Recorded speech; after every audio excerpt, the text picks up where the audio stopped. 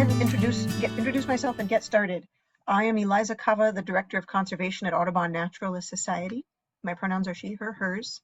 And I'm the project leader for the Story of Streams report and project. But it was a huge group effort. I could not do it alone. No way. We didn't even bother trying. And so Greg Trilling, who's here, is our Conservation Outreach Manager at ANS. And he was a key participant. Whitney Redding from Friends of Holmes Run was on our working group and a real leader in the project from the watershed group side. I don't see anybody else that I'm recognizing for sure was on our working group, but if you were, raise your hand at some point in the presentation and we'll make sure you get a chance to talk about your experience with the project. So let's dive in. This is Conservation Cafe. That's our monthly discussion series on issues in conservation. How do we take care of our land? How do we take care of our human health, our wildlife, whichever it may be? At ANS, we focus on human health and access to nature, biodiversity and habitats, climate crisis, and sustainable land use. And the Story of Streams really touches on all of them in different ways, as you'll see as we get going. The Story of Streams is the story of our love and appreciation for our local streams. Watching the water flow, it brings a sense of calmness to me. This space is actually a space, it's like the sun. It lights up the whole community. It's the story of how we can use data to assess the health of our streams and to help us understand how they could be healthier. The stream has, with all of the rainfall we've had, when we go past the storm drain areas, it smells. I would love to be able to float down the river in a tube with my son someday without fearing the levels of bacteria. But the Story of Streams is not over, and we are the ones who get to write the next chapter. I want it to be better for my children. Yep, I want everything to be better for my children. Read the online report and join the effort to restore and protect our local streams. The Story of Streams, launching August 10th. So tonight I'm going to start by more or less walking you through the report. Here's an outline of how it will go. Walking you through the report. There is a lot of multimedia embedded in the report, so the screen sharing will come up again and again where you'll get short snippets of video and audio and a lot of photography. We're going to talk about the Take Action section and what's going on in terms of how you can get involved and help in a watershed group. And then we'll close with a little bit of talking about how the process actually went, which might be of great interest to those of you who are already members of watershed groups who might be interested in getting involved in replicating this project for yourselves or joining us in a future version. Open up? No? Okay. So the website of the Story of Streams looks like this. And I'm really excited for you all to see it, get to know it. I'm going to even paste it right in the chat so that if you have multiple monitors and you want to just play with it, go for it. And it starts by introducing the whole project. We're going to get to these pieces later and pick them apart, but I wanted to just start by, again, the story. So the Story of Streams is really the story of places and of people. And as you move through the report, you'll see embedded many features that sort of scroll and give you geographic and pictorial and historical information. So here's one. This is our introduction. And there's a lot to learn, like that in Algonquian, Potomac may have meant great trading place where people trade or something brought. And Algonquian was a language spoken up and down from the Mid-Atlantic North by many, many, many tribes and peoples, including the Nacotchtank and Piscataway, who historically and in some cases, in the case of the Piscataway, still do live in the region. And this is what parts of it still look like today. Incredible, incredible beauty.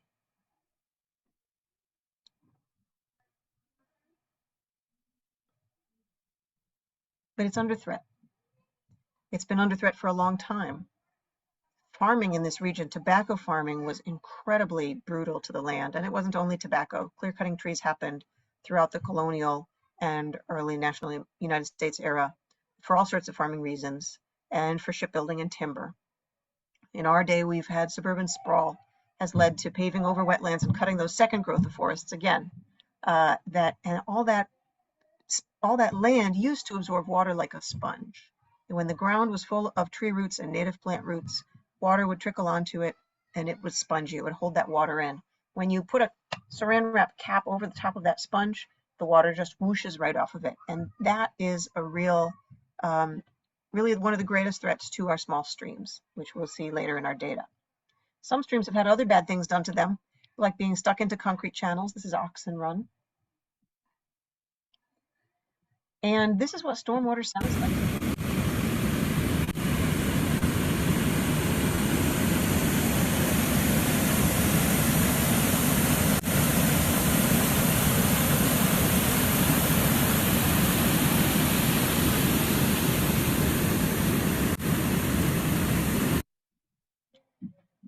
And these storms can cause disaster. You can see this stream right here, this is Sligo Creek, which is a tributary of Northwest Branch, has already been really armored here at the edge of this short dam to prevent itself from falling in. And because if these pieces of infrastructure in our streams fall in, that then threatens everything else that's near them, like roads and bridges.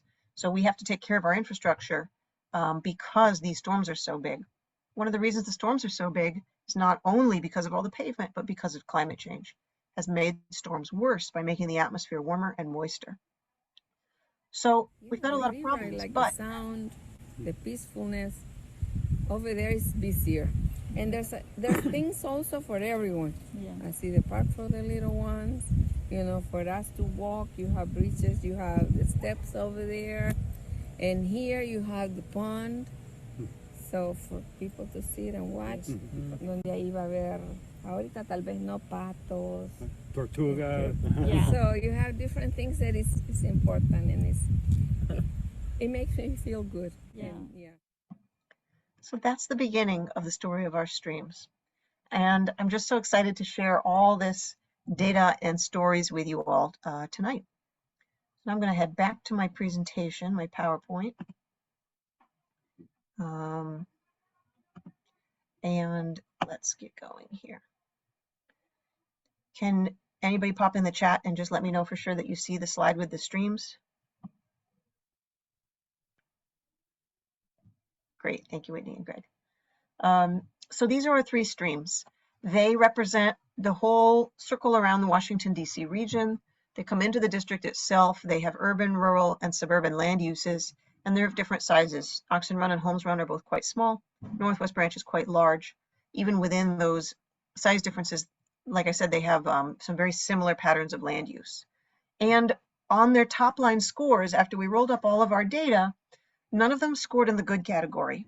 Holmes Run and Northwest Branch had very similar final scores that put them in our fair category, and Oxon Run was a notch below in the moderately poor. And as you learn more about the streams, I think it'll be pretty clear why that is, why Oxon Run is lower.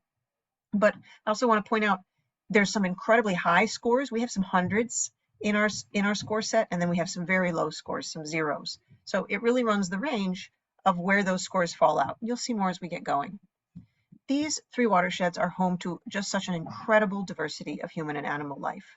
They are habitats, they are teeming with life, and they are essential recreational havens for us. There are 6.4 million people in the DC metropolitan area, and many, many, many of us use these three streams. And of course, the rest of us use the others. So we're going to start with Holmes Run. And I have a little spiel to say, but I'm also going to invite Whitney to unmute herself. Let me see if I do that. And join me, and we can kind of do it together. We didn't practice, so Whitney, you're welcome to say no, but if you'd like to, you're very, very welcome. Oh, hi, thank you. Yeah, so this is Holmes Run, and we're extremely grateful that we were part of the process that took a closer look.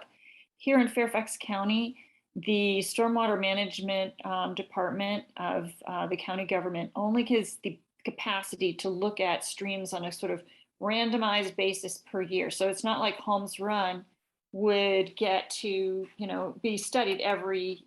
So in Fairfax County, at least, there are just so many streams, and it's a big county. So they don't really have the capacity to study the entire thing all the time, every minute. And so what we, as Friends of Holmes Run, would like to had wanted to do is just get a better sense for ourselves and for the county and for whomever to understand just what impacts there are and how well it's doing. It's very fragmented because of the various types of landscapes that it runs through. And it's not like anyone can stand on a hill and see the whole thing. So this was an amazing opportunity for us. And I recommend that if other groups are on this call who are interested, you should really pursue it. You know, it can only get better from here. Thanks, Whitney. So a little bit about the Holmes Run watershed, and I'm going to say the text that's on our site, but you can, and then I'll show some pictures. So the watershed is 28 square miles. It drains mostly a developed suburban area of Fairfax County. It's almost entirely within the Beltway, although the Beltway does come very close or cross it just at the top part. It's a headwaters tributary of Cameron Run, which is what you can see in the broader green outline here. And then Cameron Run comes down to the Potomac, at just outside of Alexandria, or maybe just inside of Alexandria. It has many access points with both paved and natural surface hiking trails.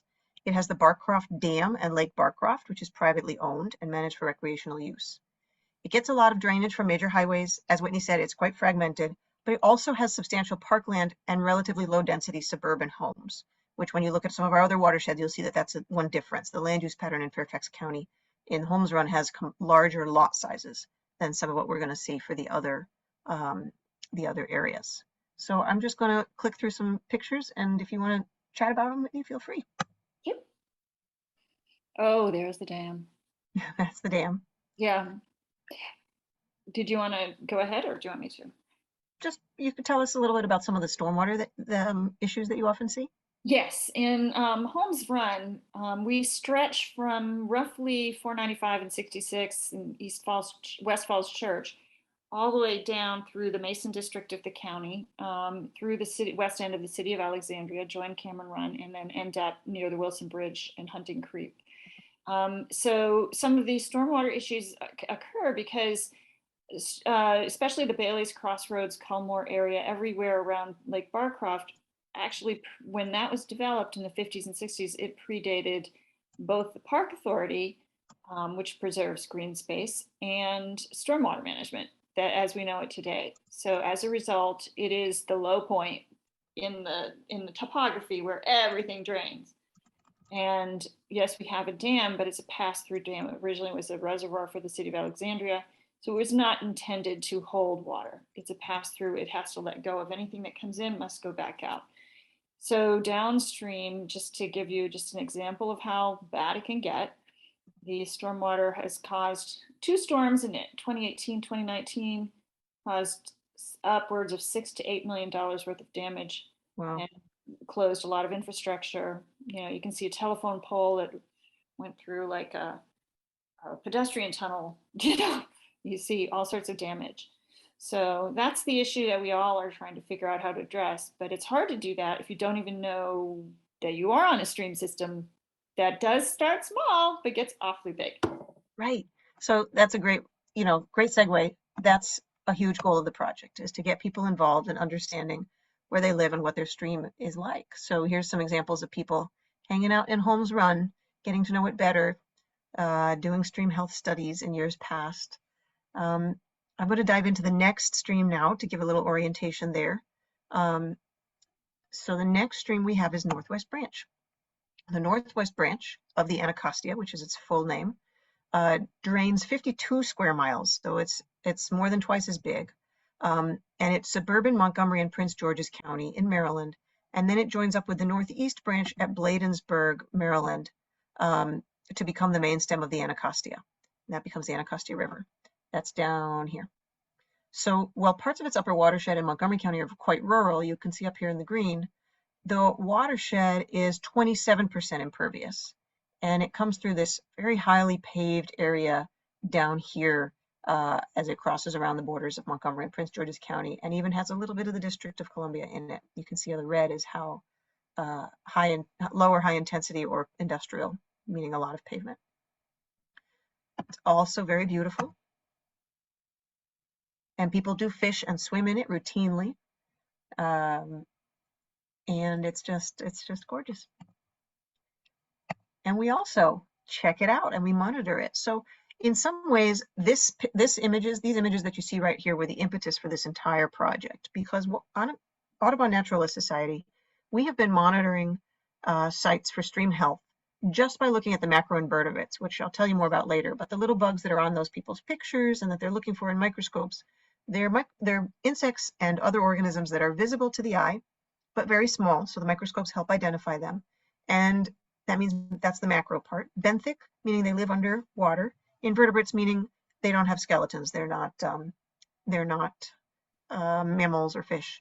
So by finding these aquatic organisms and identifying them, because we already know scientifically how tolerant or sensitive each kind is to pollution, depending on what we find, then tells us about how healthy the stream is.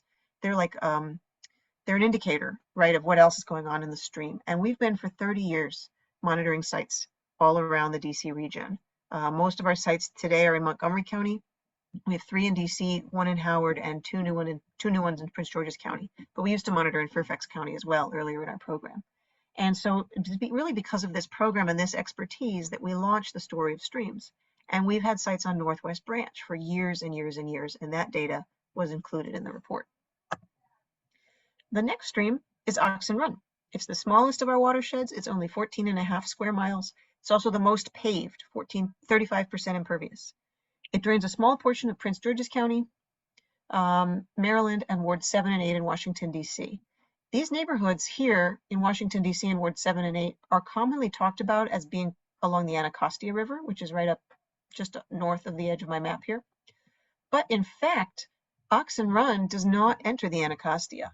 And most of these neighborhoods actually don't enter the Anacostia at all. They would drain directly to the Potomac. Oxon Run goes to Oxon Cove, which is back in Maryland. In Washington, D.C., a lot of it is channelized. I showed you a picture of it before. But it goes through Washington's, D.C.'s biggest local park, Oxon Run Park. And it's scheduled for a major stream restoration in the next few years, which is a really big focus of ANS's involvement in the region. And here's some pictures. It too is beautiful. It's famous for having magnolia bog, a very rare habitat type, and some National Park Service lands along the stream. That's a picture of the magnolia flower there. And even the channelized sections, they're gorgeous. Oxon Run Park has the largest collection of Japanese cherry trees outside of the tidal basin, and it's usually much less crowded in the spring than going to the tidal basin.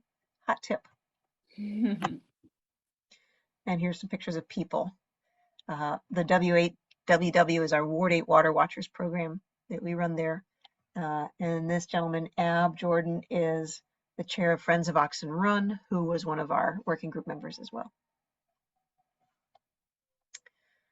All right, so now we're going to get into the nitty gritty. So here are the scores.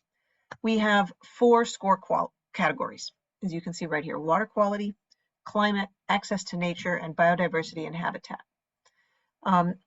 Climate change really drives a lot of the issues, not all, of course, but climate change is really a multiplier for many of them. And we chose our climate change indicators as best we could and carefully, but that's something that we're going to continue to work on, because climate change is doing a lot of different things. It's making those storms bigger, as I was talking about.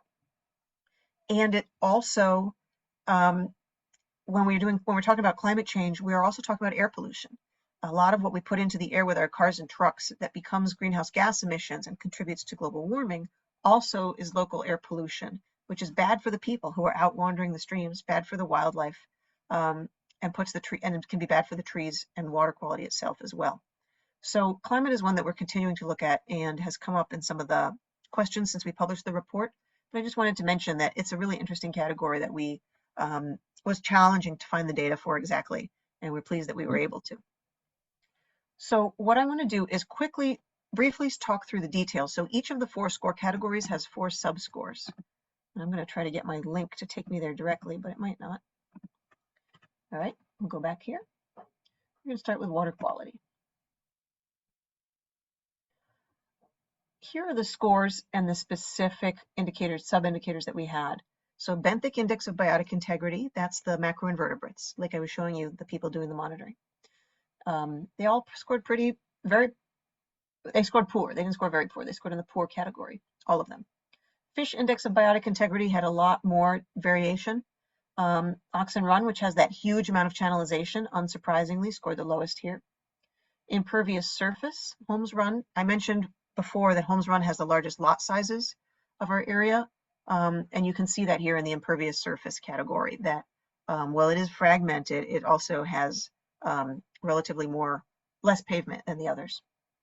Water chemistry, they all scored pretty high, but even a little bit below, even a little bit less than 100 on water chemistry starts to really impact the wildlife living in the stream. So what these scores tell us is that our streams need less pavement. These impervious surface scores, even at 87%, is not good. Stream health starts to decline very, very, very quickly once you start adding pavement to a watershed.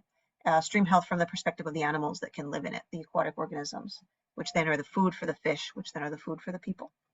And fish cannot navigate our streams. Later I'll show you we have an indicator of fish barriers to fish passage, like dams. And you can see that evidence here in how low many of the fish scores were. We could have more fish in these streams. We really could. There are fish in the Potomac that could come up river. I've just been reading a conservation history book that talks about the immense, immense runs of shad and even Atlantic salmon and eels that we used to have in this region. Prior to colonization, it was just like, I mean, the colonists said things like you could walk across the shad from bank to bank. It was so dense. And those fish are here. We have some of them, but they just can't make it upstream to their spawning grounds, which means it's just hard for them to get close to returning to that historic density. So if we could start getting rid of some of those fish barriers and cleaning up the water quality, just imagine our streams running with fish that, I mean, what a joy to look at, and protein source. So each score category has an embedded story map as well, and it's interactive. And I'm not going to go slow enough for you to read everything, but I invite everyone to come back later and read about why and how we chose each of these indicators. I'll say here that we worked with 2 people to do the data analysis. Our scientist, Katie Mae Lawman, she has a day job doing these kinds of report cards. We'll talk a little bit more about that later. And she works at the University of Maryland Center for Environmental Studies, but she worked with us in her private capacity. And we also worked with a fabulous intern, Chrissy Arnold, who did the GIS analysis for the report. And Pia, your question about water chemistry, I'll just scroll right down there. Here's some more pictures about fish and the scores about fish.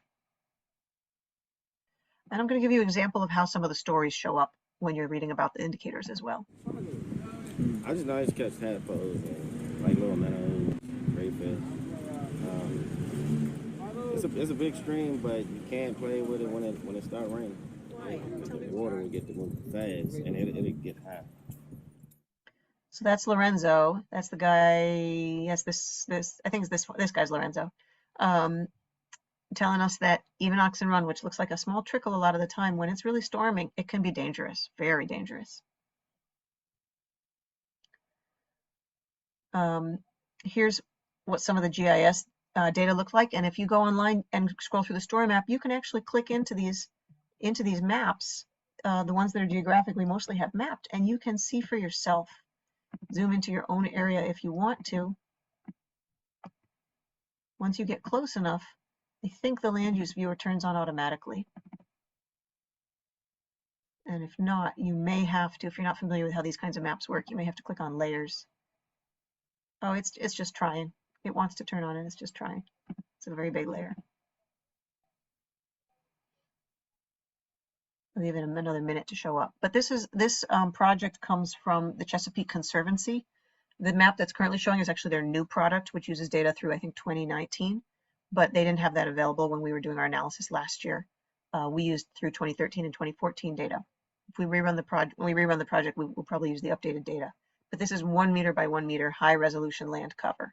And you can just navigate within our project. You can navigate their map and see meter by meter what the land use is. And for water chemistry, it had 3 sub-indicators, Pia: pH, dissolved oxygen, and specific conductivity. Each of these basically changes the habitat quality of the water for the organisms that live in it. Dissolved oxygen is particularly important because, you know, the fish and the critters need oxygen to breathe, and if they can't get it through their gills, then they can't survive.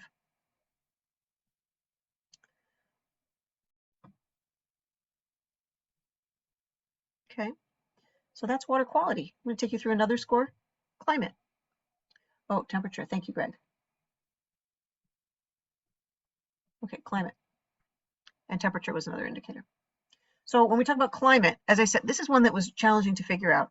We used air quality, riparian buffer, which I'll show you a picture of what that means later, tree canopy, and wetlands. And we have trees included in several different ways in the report, which indicates how important trees are in different ways.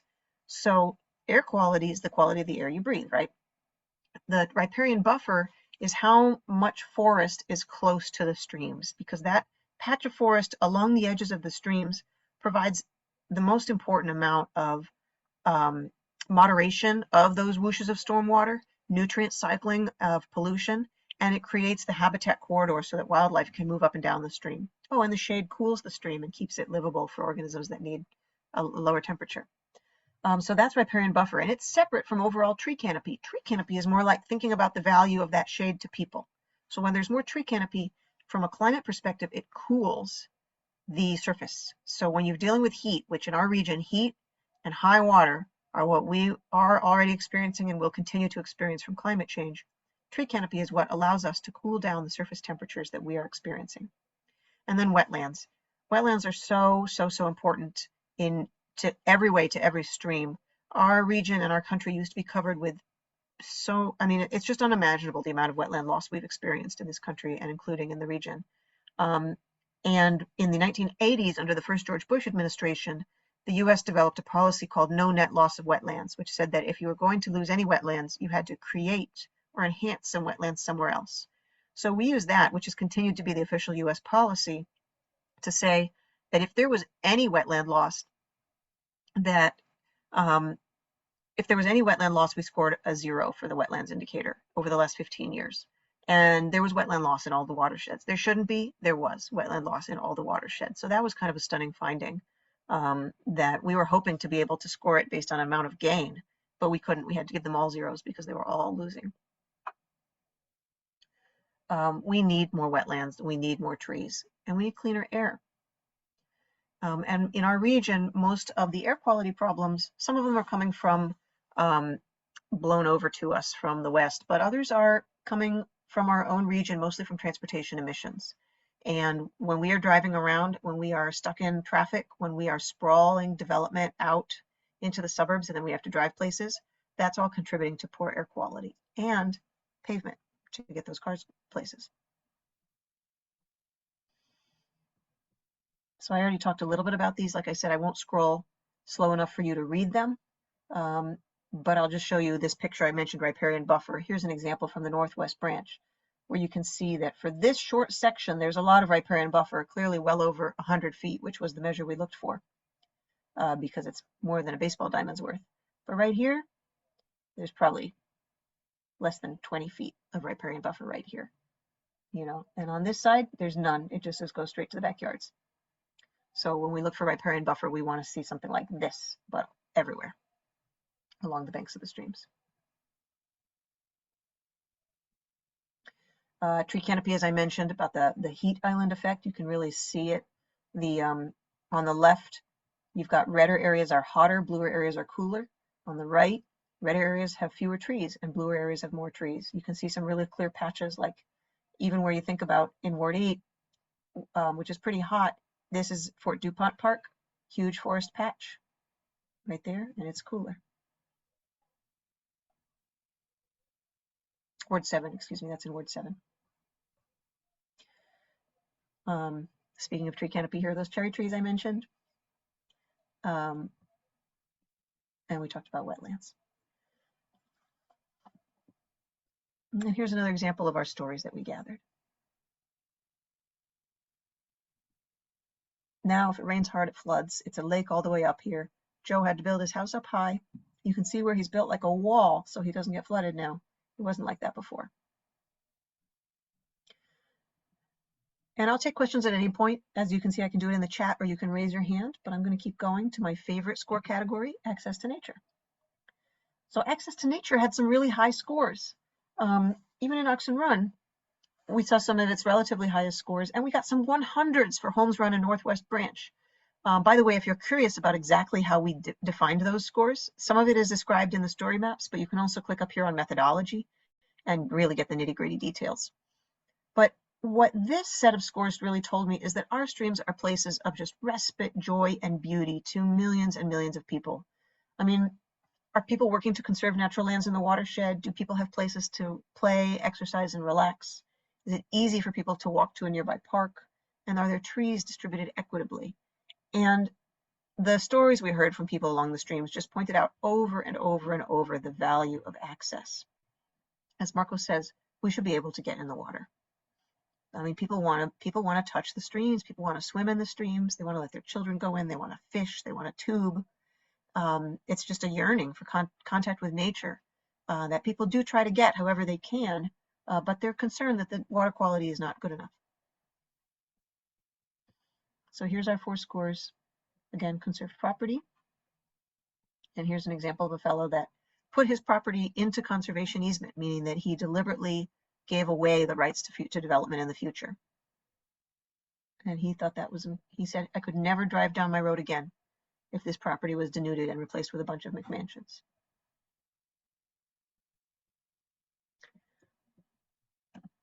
I mean, we have family events, cookouts, basketball tournaments, cornhole tournaments.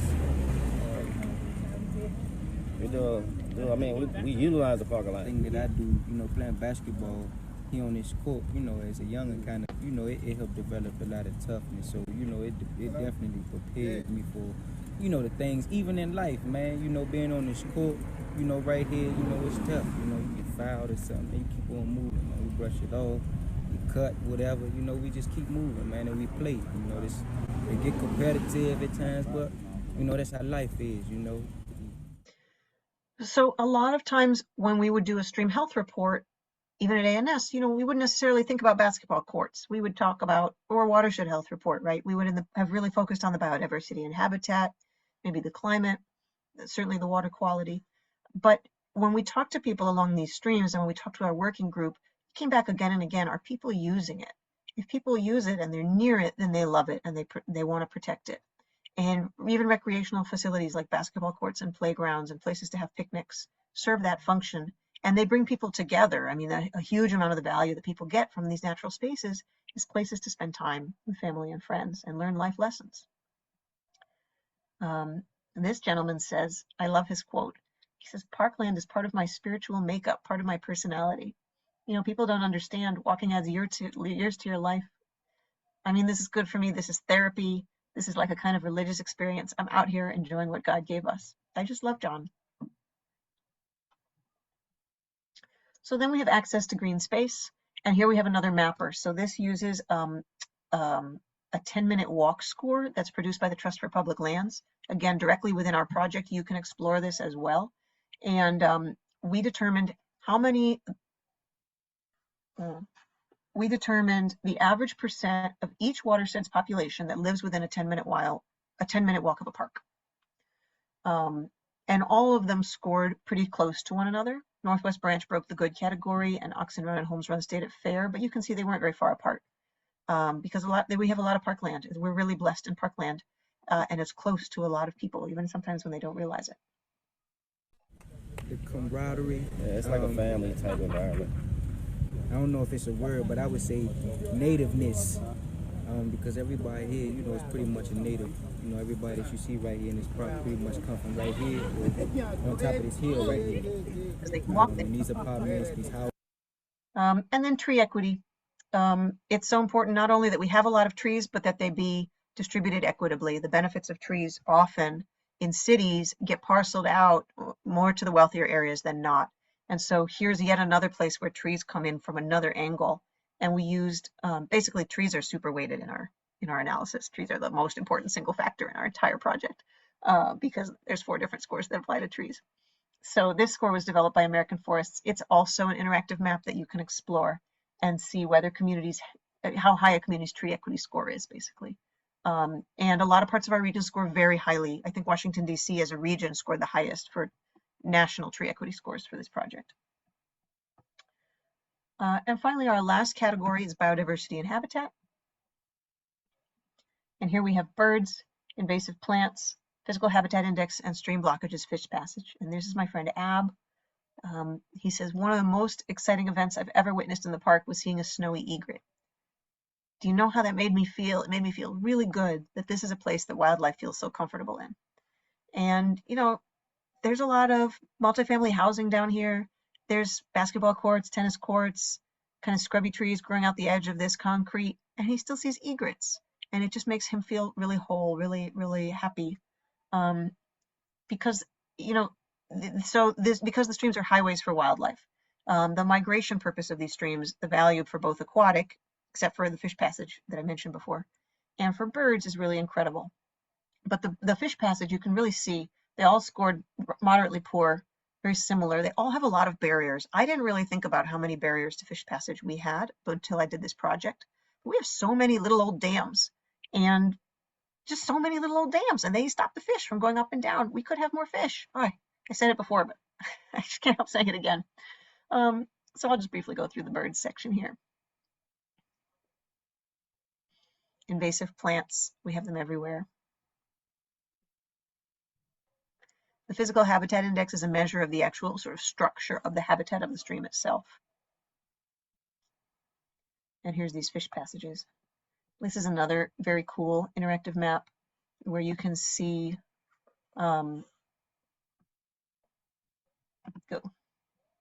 it's complicated. I'm not going to go through it all right now, but you can see locations of every single barrier to fish passage, and we use this tool. Here's an example of a big dam. Here's an example of the concrete line channels. And here's a fisherman friend. That are stocked in the spring, March and April. They stock rainbow trout and golden trout. So by May or June, those fish have been fished out. People come and they fish and they take the fish and eat. But then in the summer, there's still largemouth bass, smallmouth bass, and sunfish that are, you know, permanent residents of the stream. I think if they could remove some of the fish barriers downstream and let some of the fish come up here and spawn.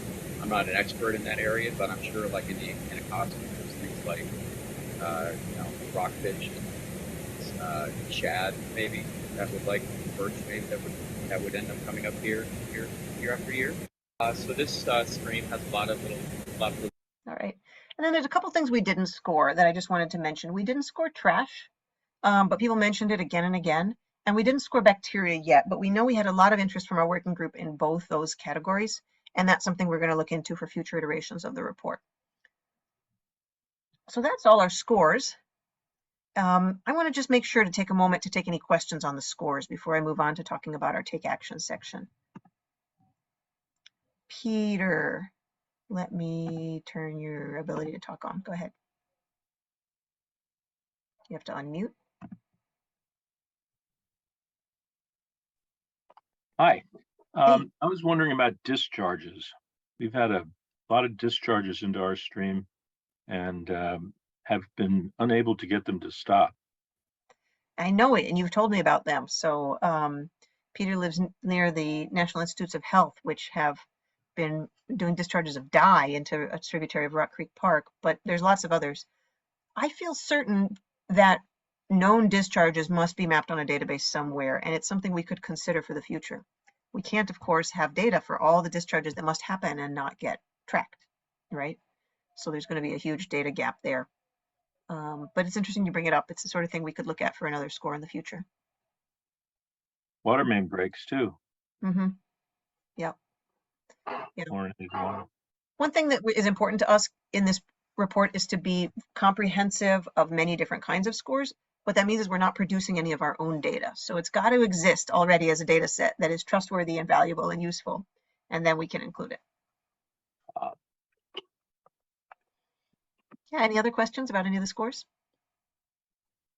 To his point, sorry, this is Whitney. It is possible, I suppose you could, we hadn't thought of this, I don't think, but if you go to the DEQ or something and find out how many reports there have been, it's at least a self-reported resource. Mm-hmm. Yeah, we could use something like that. Another minute for questions here.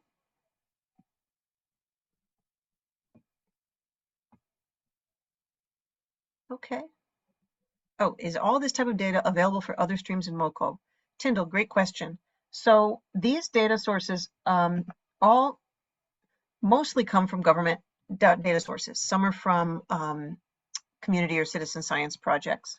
And some of them, like the tree equity score, for example, that are produced by American Forests, already processed, pulled in all the data, the original, the raw data, and then they put it out in their GIS mapping tool. So that's definitely available. Something that somebody has, when we used a data set that is already created at the regional scale, then it's definitely available.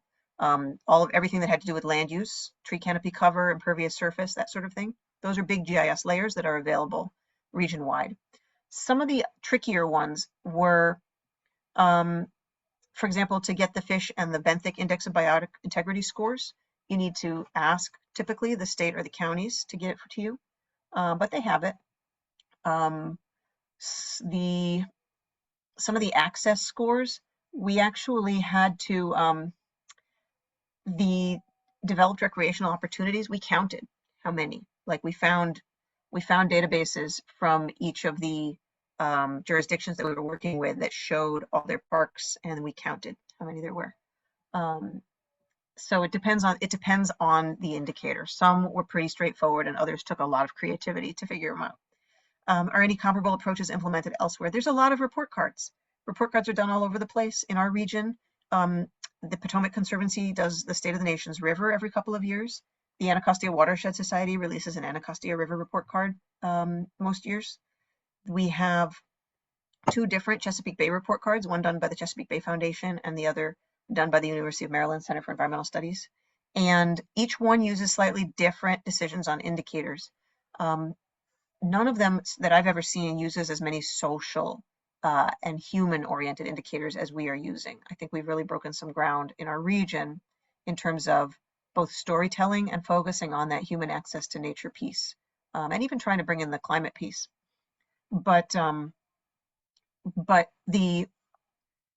are many of these types of reports done, so we definitely reviewed quite a lot of them, and we had the good fortune to work with an expert who's helped produce quite a number of them as well, so she brought a lot of that expertise.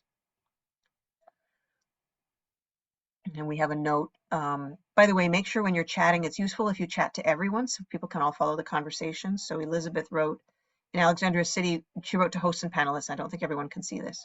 In Alexandria City, we encourage citizens to report concerns straight to DEQ, the State Department of Environmental Quality. If you report through the city, they don't pass the infractions on to DEQ, so the data is flawed, not a true reliable picture. Tyndall, why don't you contact me separately and let me know which stream or watershed group you're interested in, because as I'll talk a little bit later on, we are developing plans for doing this with more streams next year. So, all right, let me go back to my presentation here, and I'm going to talk about take action. Okay. So, you saw as we were going through each score that at the top of the score, there's sort of a summary of what do those scores tell us about what the streams need. You know, what's the lesson here? What is the recommendation? And there's some specific ones like, you know, fish passage, but over and over and over, what we saw was our streams need these 3 things. Oh, wait, I'm not screen sharing. I'm getting very excited, but I'm not screen sharing.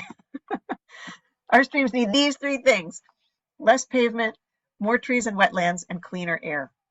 And the less pavement one, that's pretty straightforward. As I said, pavement causes a lot of problems. It's not just that it sends the water whooshing into the streams and then that tears the streams apart. It also brings with it salts, oils, nutrients from fertilizers, particulate matter from cars like bits of rubber, just everything you can think of, trash, pollution. It all comes down whooshing off those paved surfaces. But also heat. Our asphalt surfaces get very, very, very hot. And when water lands on them and then hits the stream, it raises the temperature of the streams. So we really need less pavement. And we don't just need less pavement for the sake of less pavement, we need to replace it with more trees and wetlands. And frankly, meadows. Any natural surface is better than pavement, but trees and wetlands are what we really, really need the most of. And we need cleaner air. And when we talk about cleaner air, we do need cleaner air. We need better air quality for ourselves and for the wildlife.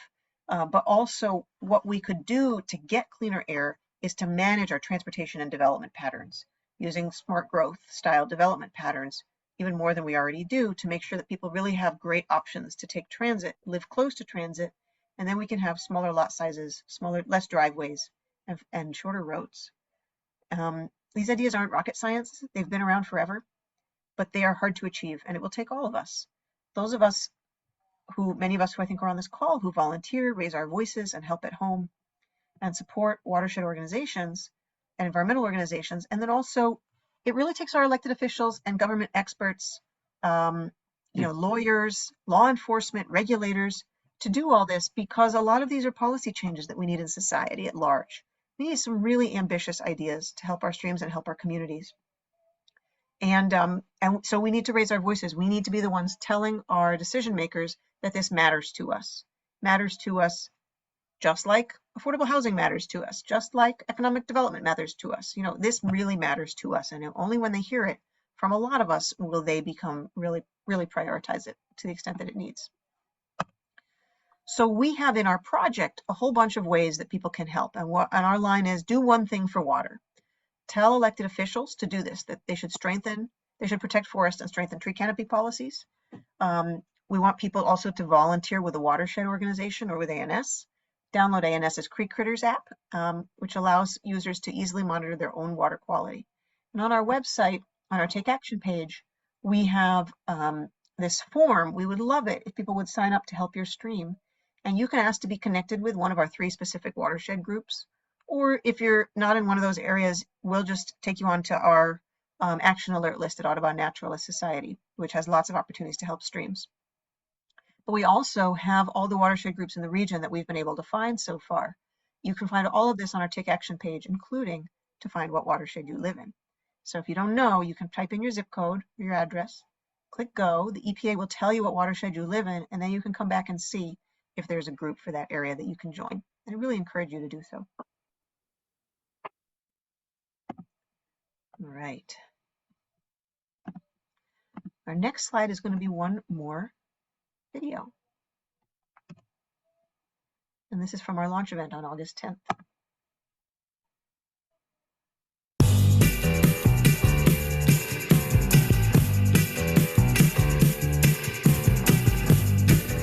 Welcome, welcome, welcome.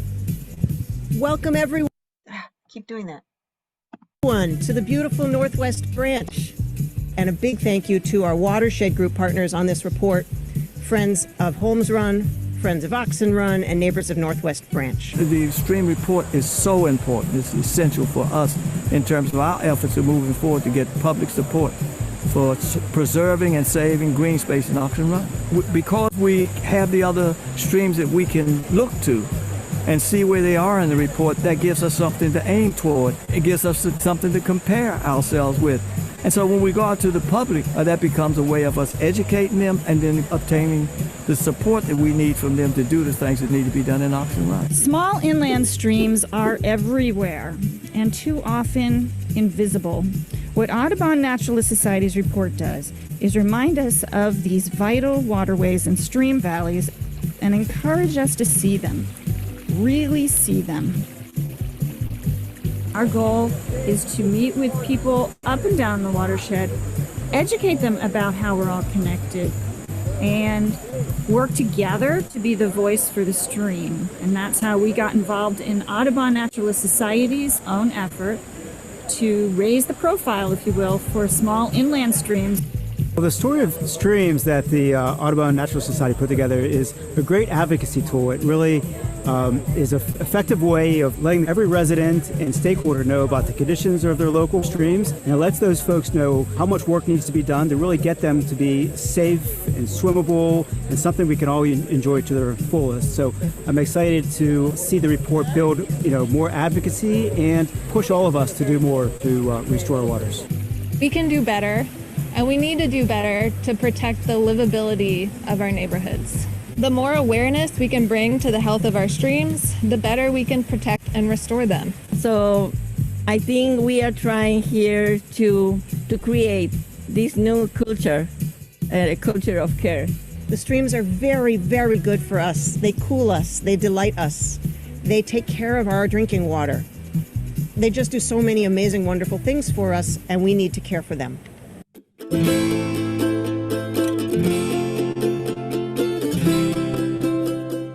want everybody to go visit our report at ANS/The Story of Streams and read the report, check out its different sections, listen to the stories, and then take action. You can do one thing for streams. We want you to raise your voice.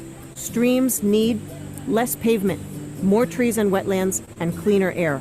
And for that, we need our elected officials to help us solve systemic problems around land use and forestry and climate change. So raise your voice with ANS or with a watershed group and help us tell our elected officials what we need to be done at a broad scale. And then volunteer, pick up trash, plant trees, remove invasive plants, and help at home. There's a lot we can do to manage water, stormwater on our properties so that we can help our streams before the water comes down and hurts them by whooshing into the stream beds. So that's what we want you to do. Take one action to help streams.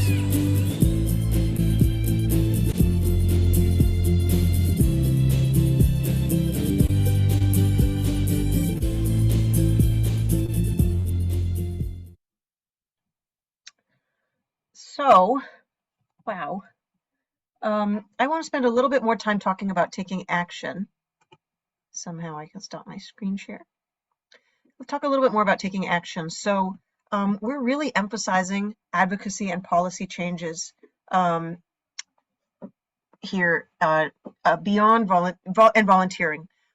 We spend a lot of time working with government officials and community groups working on stewardship. It's incredibly important. Everybody really needs to take care of the land that we have control over or access to by using native plants, planting more trees.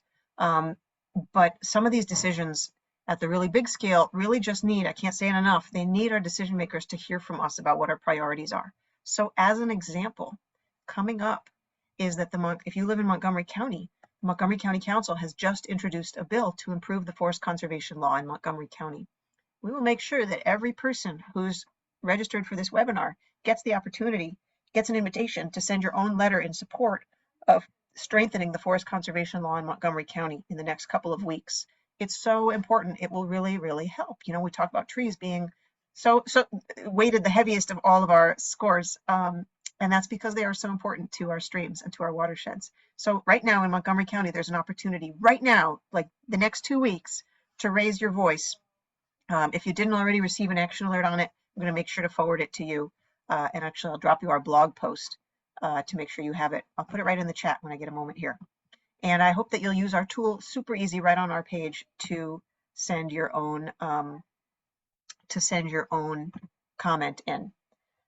In fact, I think what I'm going to do is, well, when Greg's talking, I'm going to ask Greg to talk soon, and then he will be able to say to tell you a little bit about, and then I'll be able to put it in. So Carolyn asks, when will the Oxon Run stream restoration project begin?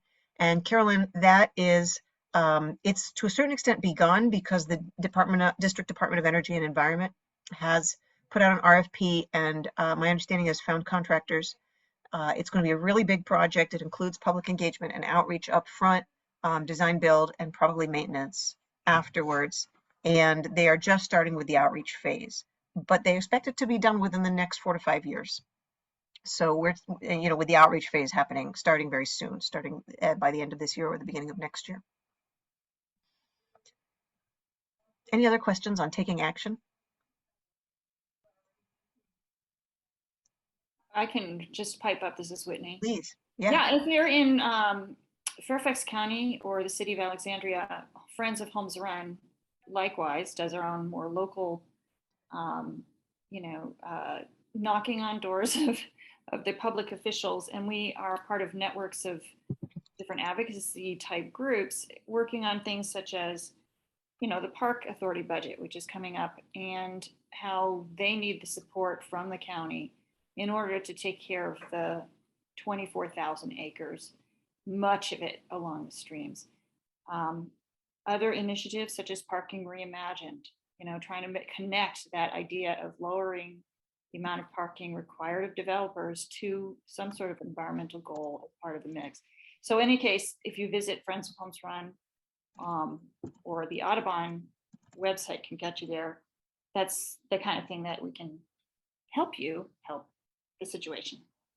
Thanks. I'm not sure we have those actions open to the public yet. but we should. So those are great points, Whitney. We do a lot of work in coalition, and what we need, and part of it is to make sure that we have ways for ordinary citizens who are not necessarily in the leadership of a watershed group to speak up and raise their voice.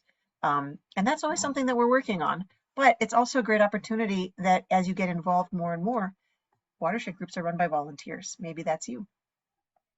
So I don't know if you have that action directly on your website, Whitney, but Greg popped your website. Yeah, and actually the other thing is you don't have to wait to get involved. Climate change is global and these issues are systemic, but your backyard is yours. Right here. Yeah. Right here. So there's plenty of things on both our websites that are really helpful for that. Absolutely. And Kristen asks, is there a way to advocate for removing fish barriers in Sligo Creek and Northwest Branch? Kristen, it's an issue that, as I think you can tell by my level of excitement about it, is pretty new to me, fish barriers. So I don't know the answer yet to what are we going to do about fish barriers. I think it's a problem that's hundreds and hundreds of years old. These dams are very old.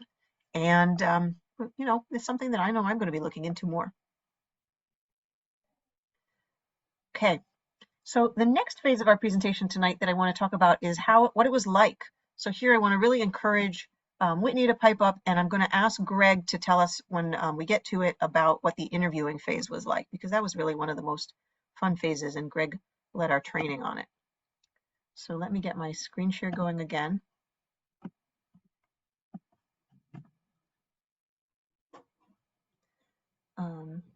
Tricky. There we go. So what was it like? All of our workshops were done virtually. Some of us didn't even meet each other until this past August, even though we have been working together for almost a year and a half by then. But we did a lot of jam boards like this, brainstorming sessions where we talked about, well, what do we think is important and in what categories? And our scientists, Dr. Lauman, started shuffling them around and categorizing them. And she asked us questions and divided us into breakout groups and had us just start to think about what are the important things about a stream. And some came up really easily. As you can tell, water quality came up over and over and over all by itself, right? But then we had to break it down in other ones. And access to nature was really important, but much more diffuse, beauty, awareness, respite, haven from an urban area, healthy communities, and so some of these things, many of these turned into scores, but some didn't. Drinking water, for example, we didn't score directly. These streams don't provide much aren't any of the major drinking water sources for our region. What's another one? Soil. Oh, we spent a lot of time trying to figure out if we could include soils in some way, and we really couldn't do better than looking at wetlands for this time around. But these are all ideas that we had for things we might want to score and categories we might want to put them in. This is a little bit about what it was like. Greg or Whitney, do you want to chime in on what this phase was like for you? Yeah, I mean, actually, COVID has gotten us all very acquainted with doing this kind of Jamboard thing, and it was a great way of getting a lot of our thoughts out on paper, so to speak, at once, and we fed off of each other. So this part was it causes you to like navel gaze a little bit and think about what is it that we stand up for here, and what is it that we want. How about you, Greg? I was trying to find something. Yeah, I thought this part was really interesting because what struck me as we went through this exercise was just everything is just interrelated. I think you and Whitney will recall that it took a lot of work to break things into categories because things fall into, some of these parameters fall up across multiple categories. And I don't know, I think that's just what really struck me in this process. I mean, honestly, I'll tell you, not until today when I was putting my slides together for tonight, did I really grapple with how many times trees were scored in different ways, which just shows how important they are across so many interrelated categories, right? Yeah, I completely agree. So the next piece I want to show you guys is our original goals. So these are our goals for the project and kind of our model of change. So we do a report And we do some outreach and publicity. That's what tonight is part of that, right? Those are just the base elements, the recipe, the ingredients. From there, we need activated people. That's you. From there, we need pressure on decision makers. That's you guys clicking on the 2 links we just put in the chat with the action alerts and doing them, right? And then comes better land use and stormwater policies, and finally comes cleaner streams. It's not simple. It's not just a one button thing that you get cleaner streams. It's going to take a lot of work, and it's going to take time. This was a mock-up that I made some years ago of what a state of the streams or a story of the streams report might look like.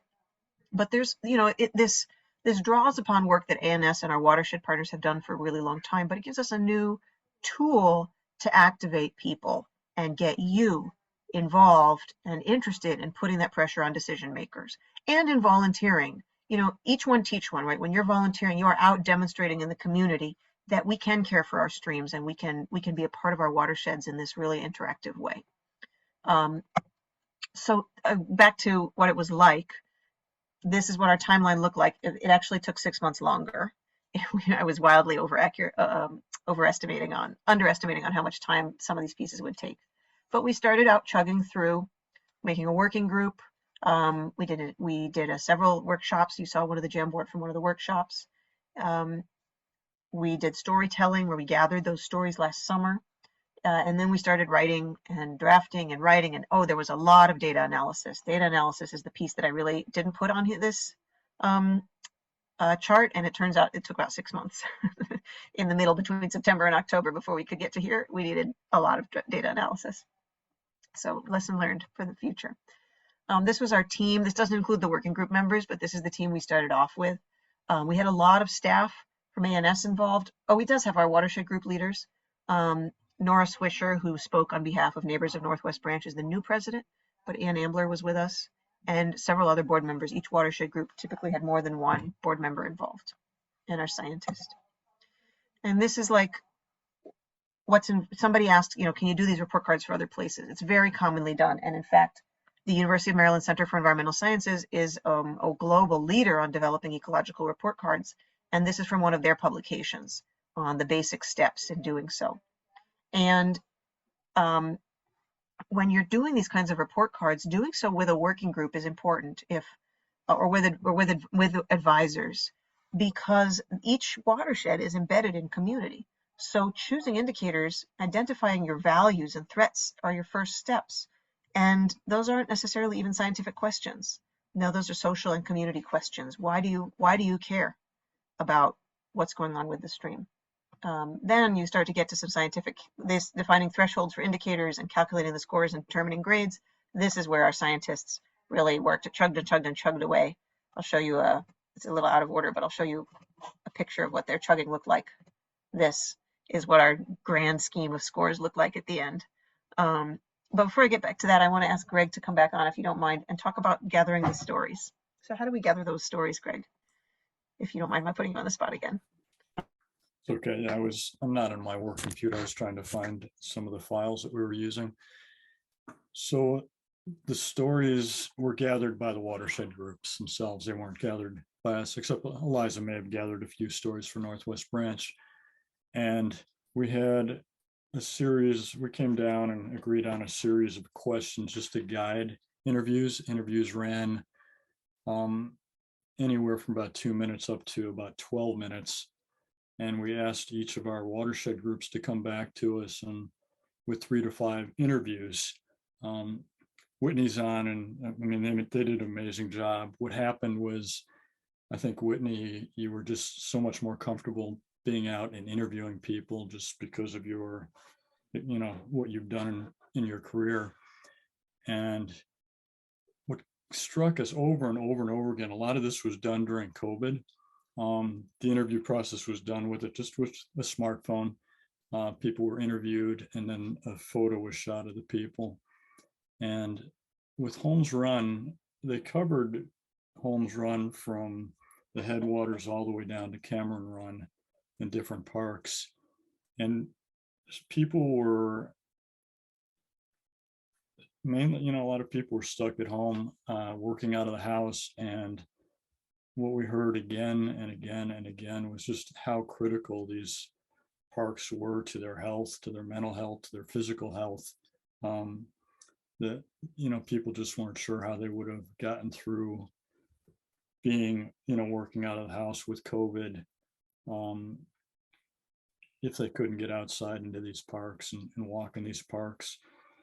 So once the interviews were done, they were all compiled, and then we went through the interviews and listened to all the interviews and watched the videos and looked at the photos.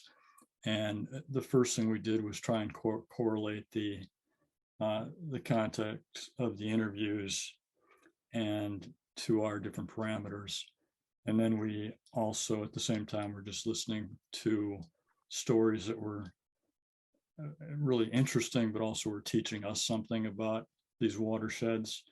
And I think that what we're thinking about there was that these stories that were really striking us would probably also feel very important to people that were reading the report or listening to the interviews and the stories, or reading the reading some of the quotes throughout the report. Anything else you were thinking about, Eliza? Or? No, I think you covered it. The interviews was something that we just sort of thought this would be great, and we didn't, honestly, here's another lesson learned, we didn't really think about how much processing would be involved on the back end, or at least I didn't, maybe Greg had. But we needed to get transcriptions of each one so that we could figure out, you know, where the edit points were, and we had to do some editing. So one of the things that is important to me is that we did get some of those audios matched to the photos. I think it's really meaningful when you can hear the stories in their own words. But it was so time consuming that every single one of those quotes that you saw or that I read to you in the website we have as audio, but we didn't have the capacity or the time to put them all in as audio. So some of them are just written out. And you know, I would love it if they were all audio, but we ran out of time. Can I just add?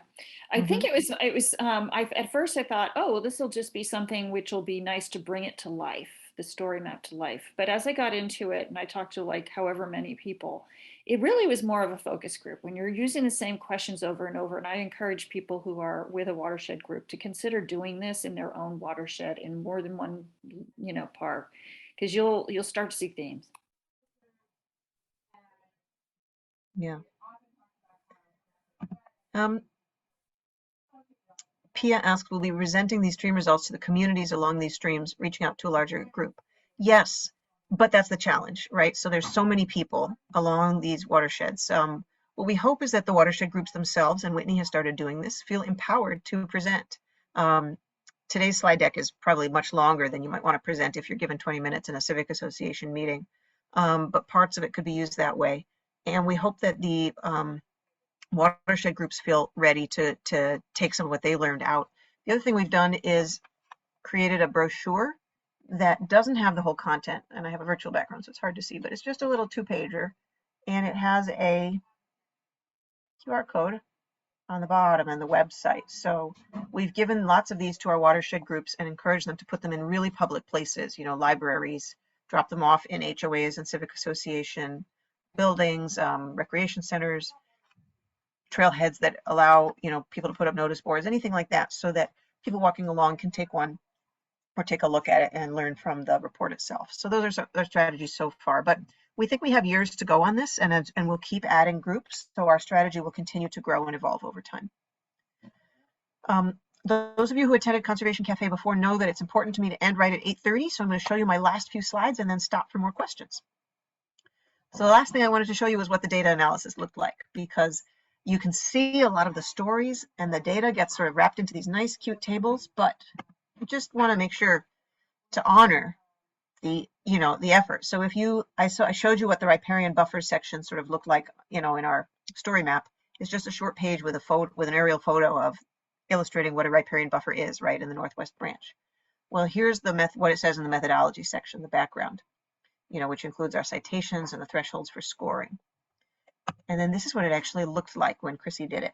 So she got that GIS layer that I showed you. She downloaded it. It's already divided into all these categories.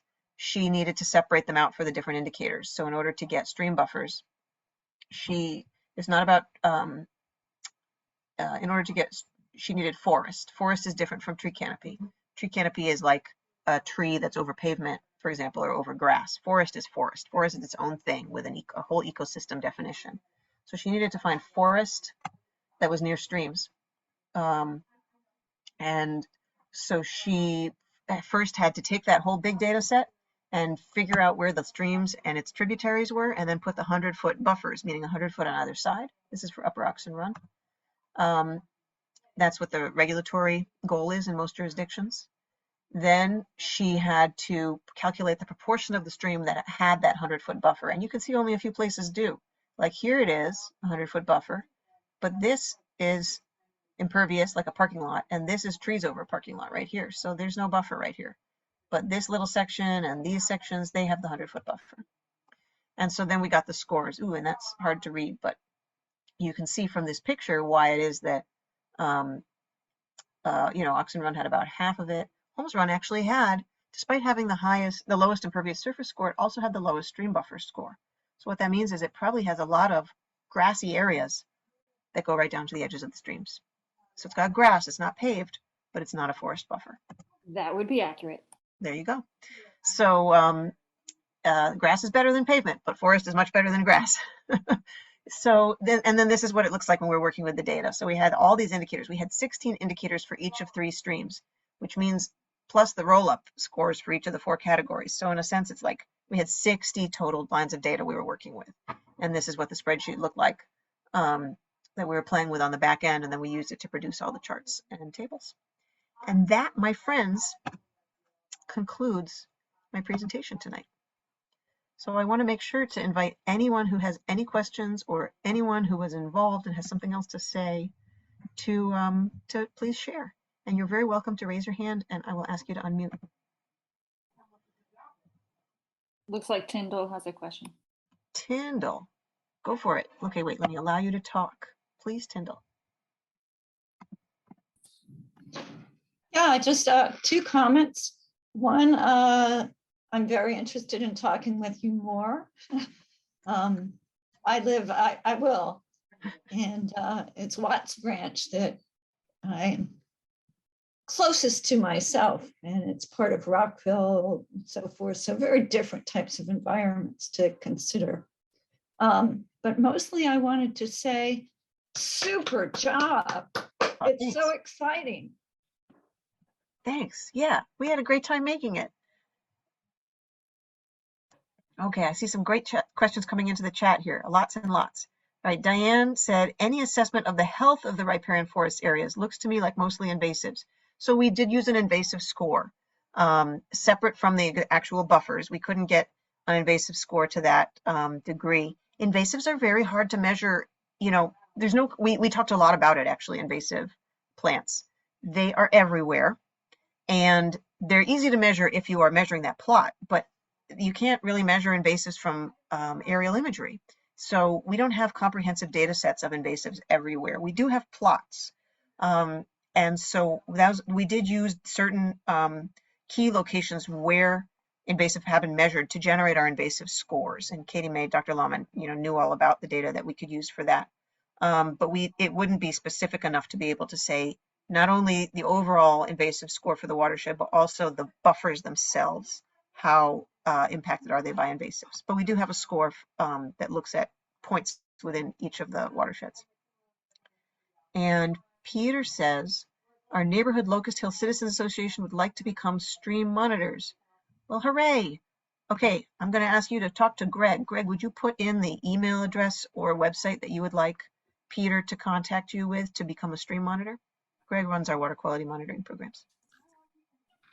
Yeah, I can do that, but I'm not getting an option to chat to everybody, just to hosts and panelists. So, oh, okay. You can chat to me or a copy. Yeah. Yeah. Yes, salt is another one. So salt is not comprehensively monitored everywhere, but some people do monitor it, especially through the Isaac Walton League's Salt Watch program. If you're not familiar with it and you are interested in getting involved in monitoring for salt, ANS really supports and partners with and really appreciates the Isaac Walton League Salt Watch program, and they will train you and send you the supplies you need in the winter to monitor your stream for chloride levels. So that, I just popped that link in the chat.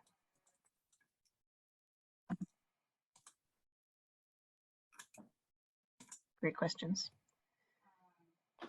Greg, okay, and I'll copy that to everyone. So if you're interested in joining our monitoring program, please visit our water quality monitoring page. And you can also contact Greg, and here's his email. He's the manager of the water quality monitoring programs, and he can get you set up. So I hope that you're inspired to join us. That's so wonderful. We train and we open for new sites whenever there's interest, and we assign people to existing sites as well to do training. Oh, and Xander, through Chesapeake Climate Action Network, has the Fairfax County Parks Authority budget alert ready to go. Thank you, Xander. So if you're ready to take action for the budgets of Fairfax County parks, which in all of our jurisdictions, the parks authorities manage most of the land close to the streams, please go ahead and click on that last link to the action alert. Thank you so much, Xander. That's coalition work. We're working together on that. And one of our groups is ready with their action alert. Go, CCAN. Oh, I see. It's a virtual event where we'll shape our comments together. That's cool.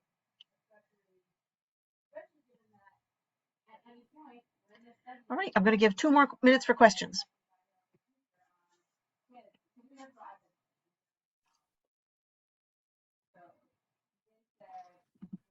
I can make a pitch for anyone who's interested in getting their feet wet, their hands dirty.